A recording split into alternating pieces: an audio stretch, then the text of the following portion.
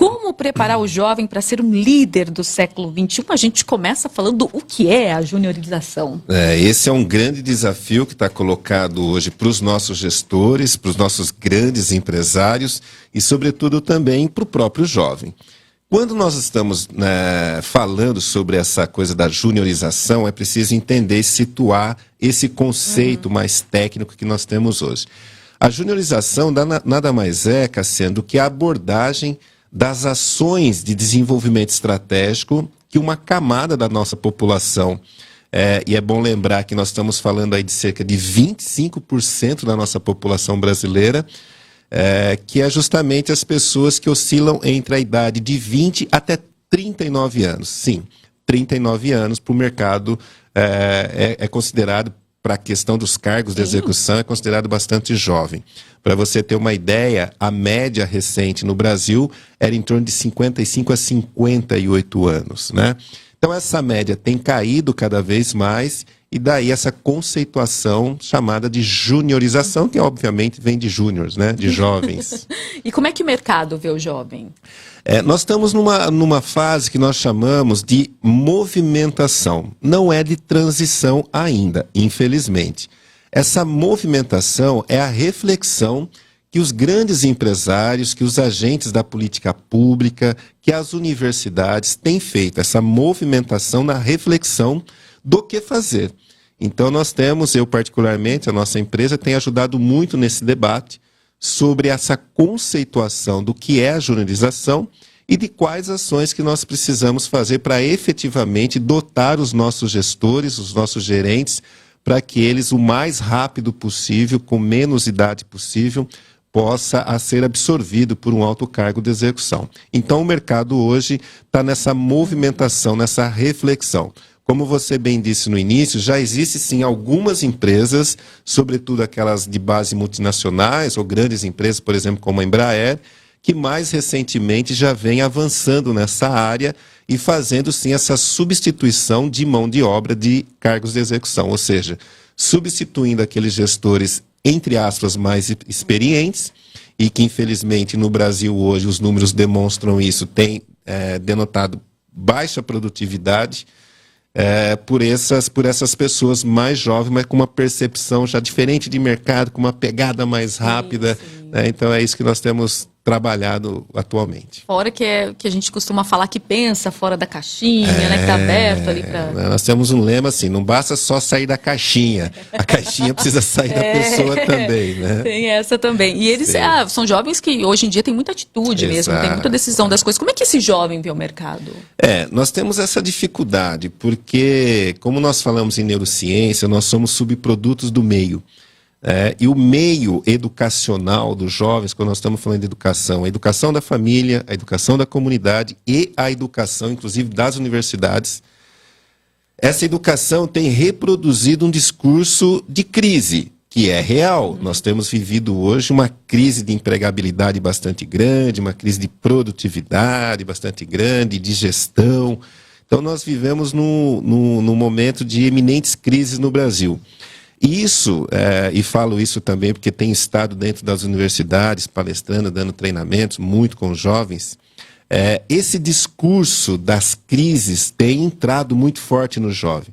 E quando o jovem observa a sua própria realidade, ele vai encontrar o pai desempregado, ou a mãe, ou o irmão, ou um conjunto de amigos, então essa crise está muito próxima dele.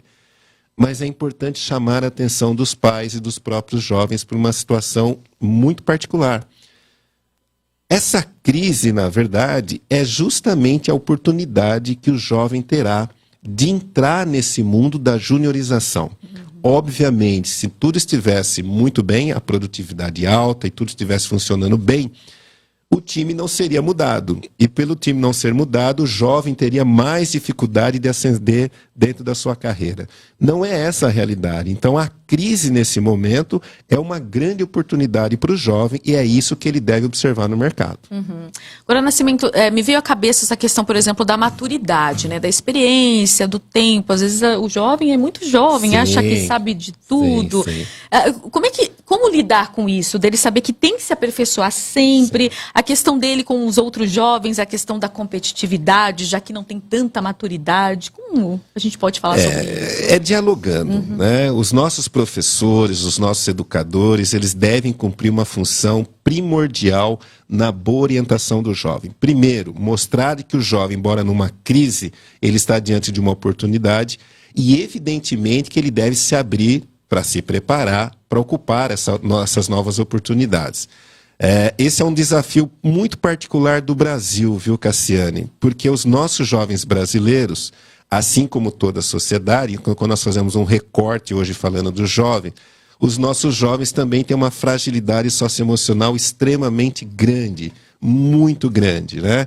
E como nós estamos falando do jovem de 20 a 39 anos, que é o jovem do mercado de trabalho, esse jovem precisa se abrir um pouco mais para esse novo mundo da neurociência, para esse novo mundo do líder comportamental do século XXI, que é justamente focar mais a gestão da sua individualidade, a gestão da sua inteligência emocional e das suas emoções.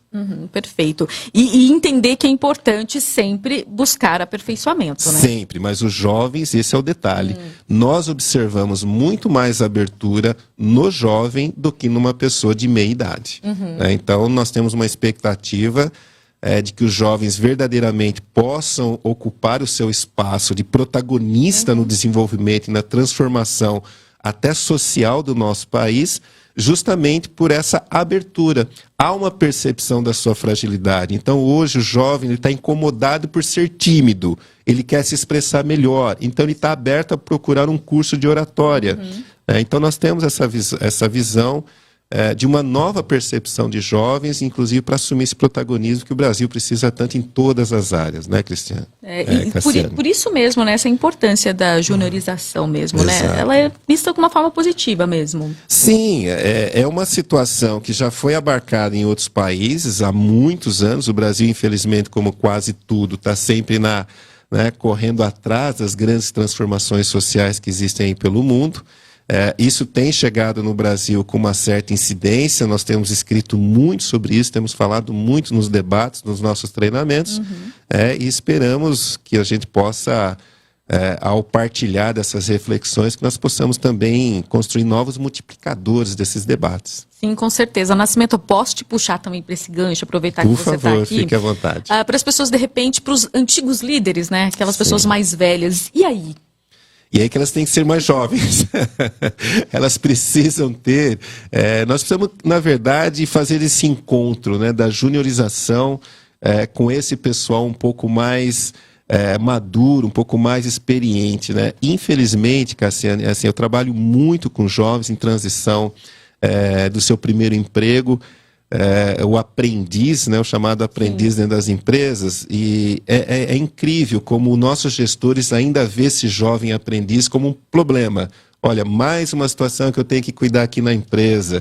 Pô, agora além de fazer tudo que eu faço, eu ainda tenho que cuidar desse menino, dessa menina. E não deveria ser assim. Na verdade, ele deveria observar esse menino, essa menina, esse aprendiz como um elo imprescindível na transição, na evolução do conhecimento, da produtividade e da conceituação mesmo de desenvolvimento estratégico nesse país. Muito bom. Nascimento, muito obrigada por te receber aqui mais uma vez. Obrigado a você. É um prazer imenso, estamos sempre à disposição. Bom dia, boa semana.